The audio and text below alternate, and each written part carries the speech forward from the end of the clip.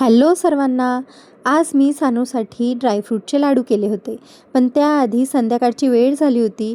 So आई, बाबा आणि आम्ही तिघांनी पण छानपैकी चहा घेऊन घेतला आणि थेट मी लागली लाडू करायला, कारण मला त्यानंतर स्वयंपाकही करायचा होता.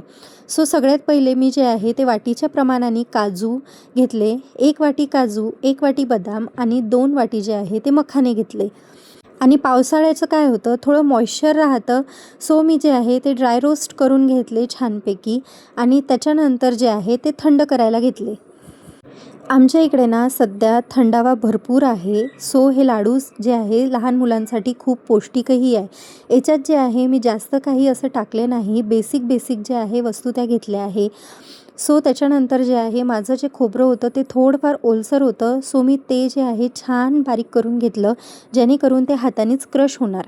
त्याच्यानंतर जे आहे मी काजूची पेस्ट करून घेतली, बदामची घेतली आणि जे आहे मखाण्याची पण घेतली आणि सगळं जे आहे ते मिक्स करून घेतलं.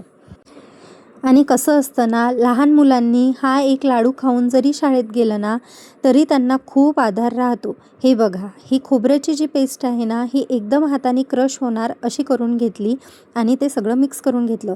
इकडे जे आहे पेंड खजूर जो आहे तो परतून घेतला आणि छान मिक्सरला बारीक करून घेतला आणि तो जो आहे तो या सारणात जो आहे तो मिक्स करून घेतला.